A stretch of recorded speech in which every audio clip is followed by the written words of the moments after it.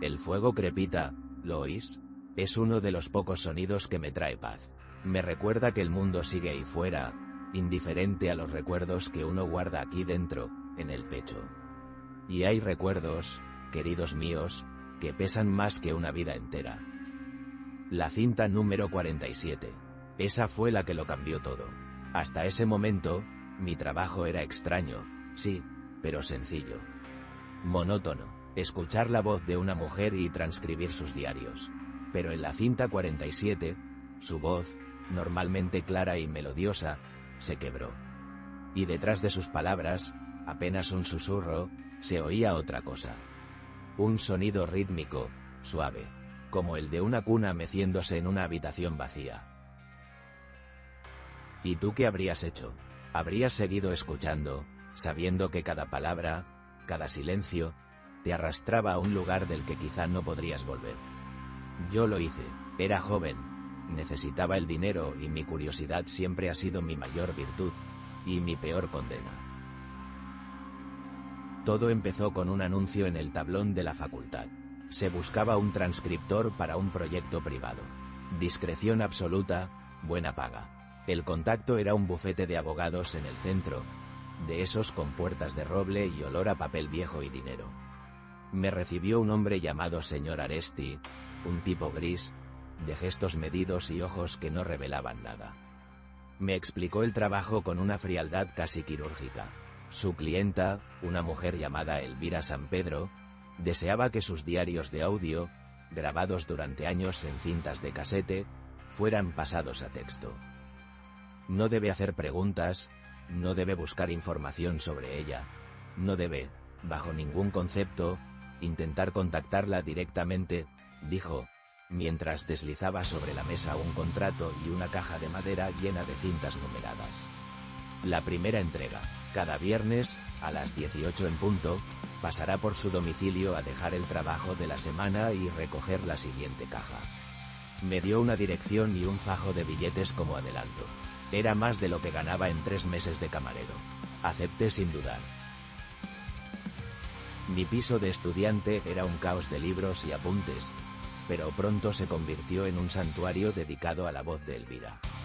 Las primeras 20 cintas eran luminosas. Su voz era la de una mujer en sus 40, llena de vida. Hablaba de sus viajes a Florencia, de su pasión por la botánica, de las tardes de lluvia que pasaba leyendo a los clásicos. Describía los colores de un atardecer en la Toscana con tanto detalle que yo casi podía sentir el calor del sol en mi piel. Hablaba de un amor, un hombre llamado Martín, con una ternura que me hacía sentir como un intruso, un espía de una felicidad ajena. Durante semanas, la voz de Elvira fue mi única compañía. Me dormía con sus historias en la cabeza y me despertaba deseando saber más. Me sentía cercano a ella, como si conociera a esa mujer vibrante y culta. Cada viernes, acudía a la dirección que Aresti me había dado. Era un edificio señorial, antiguo. La puerta siempre estaba entornada. Entraba en un zaguán oscuro y silencioso.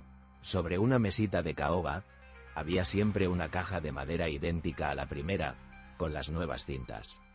Dejaba mis transcripciones y me llevaba la caja nueva. Nunca vi a nadie, nunca oí un solo ruido.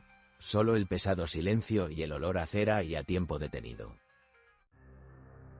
Pero entonces, llegó la cinta número 32. El tono de Elvira había empezado a cambiar. Martín ya no aparecía en sus relatos. Los viajes cesaron. Ahora hablaba de su casa, de la quietud de las habitaciones, del crujido de la madera por la noche. Su voz, antes un río caudaloso, era ahora un arroyo lento, melancólico. Empezó a hablar de algo que llamaba el eco. Al principio era una metáfora. A veces, en esta casa tan grande, siento el eco de lo que fui, decía. Pero poco a poco, el eco se fue convirtiendo en algo más.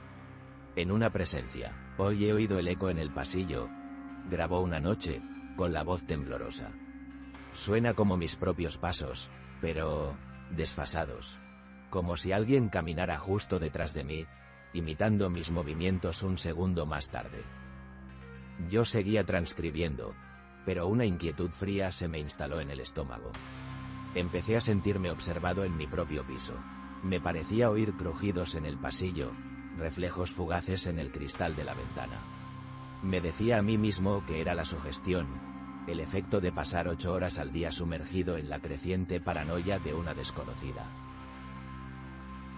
La primera vez que la vi fue una casualidad. Era un viernes, más tarde de lo habitual.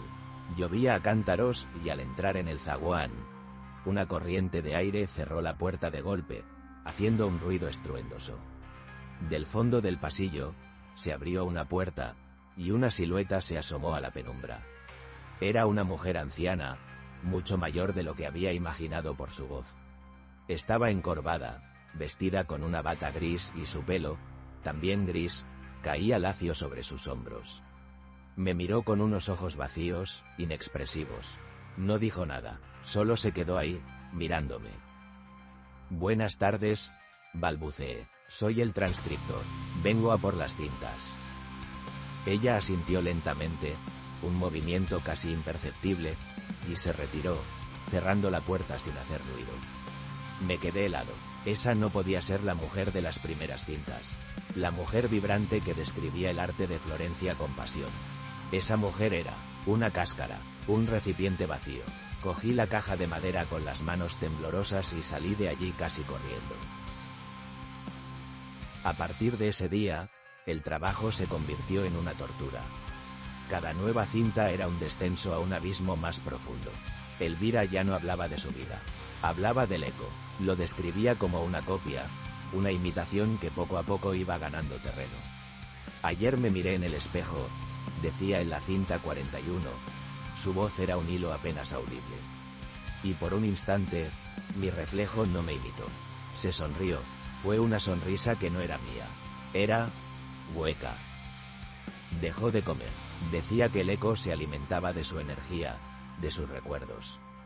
Que estaba vaciándola por dentro para poder ocupar su lugar. Ya no recuerdo el rostro de Martín, confesó en una grabación. Intento evocarlo, y solo veo una mancha borrosa. El eco se lo ha llevado. Se está llevando todo lo que soy. Y entonces, la cinta 47.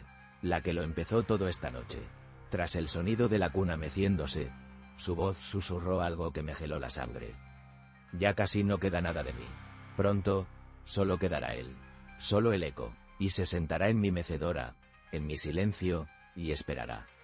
No sé qué espera, pero sé que cuando alguien venga, cuando alguien escuche, sabrá que yo ya no estoy aquí.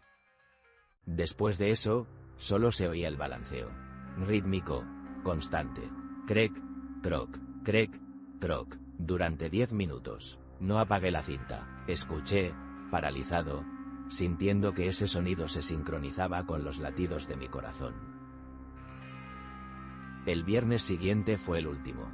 Sabía que la caja que iba a recoger contendría las últimas cintas. Sentía un pavor atroz, pero también una necesidad enfermiza de saber el final. Llegué al portal y, como siempre, estaba entornado. Entré, la caja estaba sobre la mesita, pero esta vez, la puerta del fondo del pasillo estaba abierta. Y desde allí, llegaba un sonido. Crec, croc, crec, croc.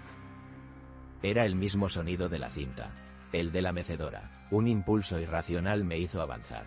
El pasillo era largo y estaba en penumbra, forrado de un papel pintado con flores marchitas.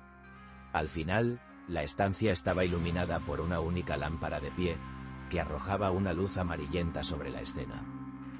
Allí estaba ella, la mujer que había visto semanas atrás, sentada en una vieja mecedora de madera, de espaldas a mí, mirando hacia una ventana por la que solo se veía la negrura de la noche. Se mecía suavemente, produciendo ese sonido hipnótico y terrible. Estaba tan quieta, tan ausente. Era como mirar una estatua. Me quedé en el umbral, sin atreverme a entrar ni a hablar. ¿Qué podía decir? Señora San Pedro, he escuchado cómo su alma era devorada. He sido testigo de su desaparición. El silencio era absoluto, roto solo por el gemido de la madera. Y entonces, sin girarse, sin dejar de mecerse, habló. Su voz no era la de Elvira. No era ni la voz vibrante del principio, ni el susurro aterrorizado del final. Era una voz neutra, plana, vacía, como el viento soplando a través de una grieta. Dijo una sola palabra. Gracias. No sé cuánto tiempo me quedé allí, clavado en el suelo. Pudo ser un segundo o una eternidad. Esa palabra no expresaba gratitud. Expresaba finalización, como quien agradece la entrega de un paquete. El trabajo estaba hecho. La historia de Elvira San Pedro había sido documentada y archivada. Y ahora, lo que quedaba en esa silla era libre. Libre de la carga de ser ella. Me di la vuelta, caminé sin hacer ruido hasta el zaguán, cogí la última caja y me fui. Nunca volví. Dejé las transcripciones finales en el buzón del señor Aresti junto con una nota diciendo que abandonaba el trabajo.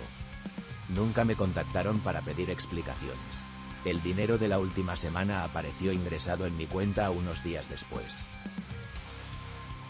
A veces, por la noche, cuando el silencio es muy profundo, creo oír el sonido de una mecedora. Crec, croc, y pienso en ella, o en lo que sea que se sienta en esa silla. Pienso en si el eco era una locura nacida de la soledad, o si de verdad hay cosas que pueden vaciarnos, que pueden robar nuestra esencia y dejar solo el cuerpo, funcionando por inercia. Un eco de lo que fuimos. Desde aquel día, cada vez que veo a alguien con la mirada perdida, sentado en silencio en un banco del parque o en un autobús, no puedo evitar preguntarme: ¿está escuchando su propio eco?